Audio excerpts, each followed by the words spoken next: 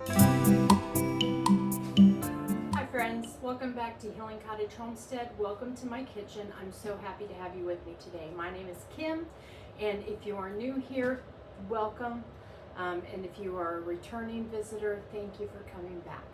So today we're going to make a super simple slow cooker recipe from the One Pot Cooking, All You Can Eat One Pot Cooking Cookbook, and it is called Bavarian Pork Chops.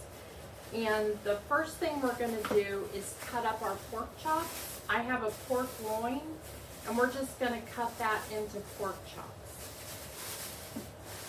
Let me get this out of here.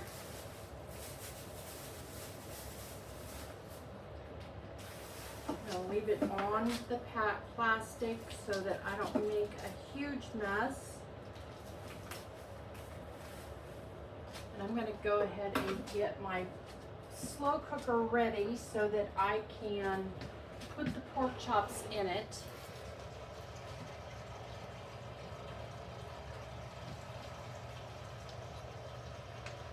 I'm going to use a cooking bag or a liner, slow cooker liner. If you haven't used those before, I encourage you to give it a try. It is a game changer when it comes to cleanup. So now I'm just gonna, this calls for 6 pork chops. Not sure how many I'll get. I have the wrong kind of knife, but it's already dirty, so it'll have to do.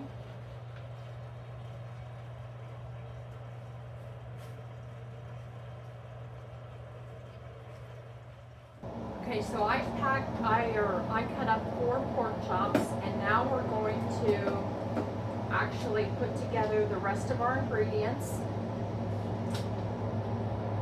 I should have opened this before I washed my hands.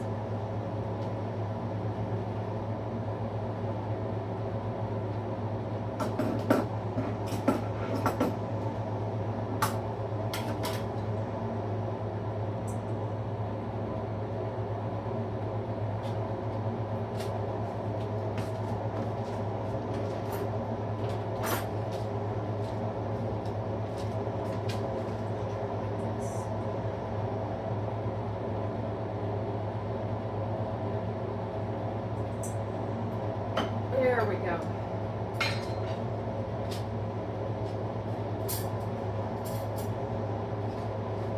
So we're going to mix all of the ingredients in a bowl first before we cover our pork chops. So it calls for a large can or jar of sauerkraut. It does call for caraway seeds, which I don't have up at the lake house. So we're going to do it without the caraway seeds. That would probably make it a little bit more Bavarian, but I wasn't a fan the last time we used the caraway seeds with pork chop or with sauerkraut anyway. So I'm okay not using it. I'm going to use a 1/4 cup of brown sugar.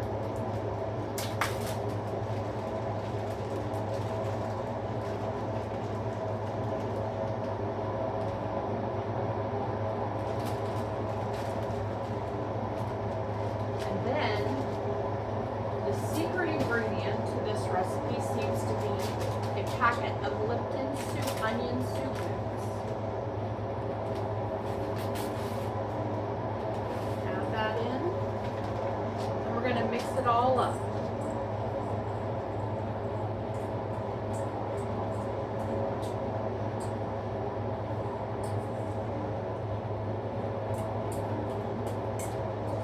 Today is Saturday for me, and I'm getting ready to go shopping for my granddaughter's school supplies.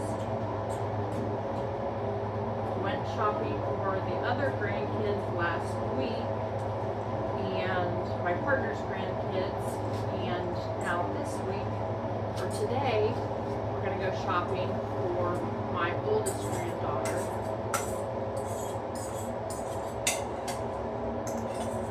Who is starting the 4th grade. I absolutely cannot believe it. To get this all covered over cover our pork. And then we are going to cover this slow cooker. And remember, you don't flip these down when that's for travel only. You don't do that when you are just cooking your stuff, because it can break your lid. The pressure and the heat can break your lid. Let's see if this cord will reach. I'm going to need to move things around a bit.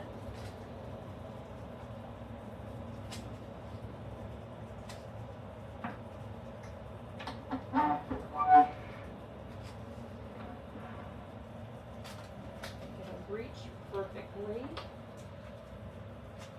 And then we're going to cook it on low. Let's see what it says. Cover and cook on low for 7 to 8 hours. So we will cook this on low and then come back in 7 or 8 hours and give it a taste. Okay.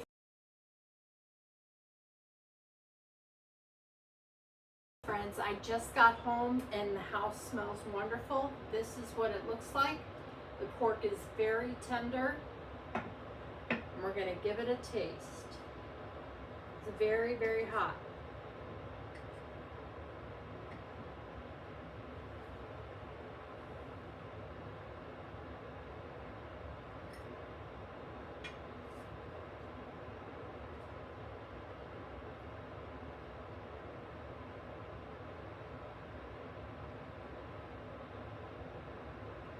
It's good. I can taste the sweetness from the brown sugar, and the onion soup mix gives it a little bit of a different flavor. It doesn't necessarily taste like onion soup mix, but it's really good.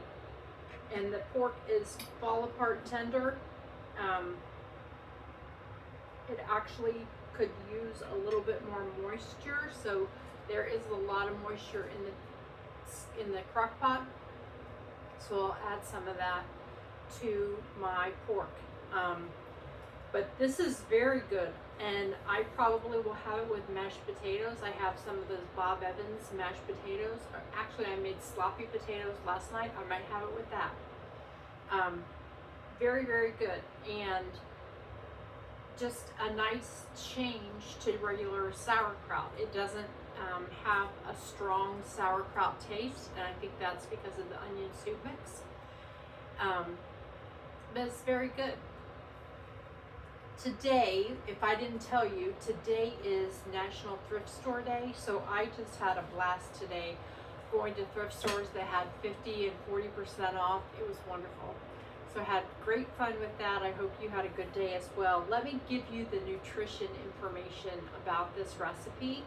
There are 319 calories, 66 milligrams of cholesterol, 33 grams of carbs, but 7 grams of fiber. So we're looking at what, 26 grams of carbs? 26? Yeah, 26 grams of carbs and 29 grams of protein. So not bad at all, and it is a very good dish. I will enjoy this. So if you liked today's video, give it a big thumbs up. Subscribe to my channel, Healing Cottage Homestead. It really does help other people find me when they're looking for diabetic friendly recipes. You can follow me on Instagram and Facebook. I try to post videos every Tuesday and Friday at 5 p.m. Eastern. I'm trying very hard to get back on track when I'm up at the lake house. So hopefully I will be on a good schedule moving forward. This video is actually going to come out on Tuesday. So I thank you for tuning in and watching my video today, and I look forward to cooking with you again soon. Take care, friends.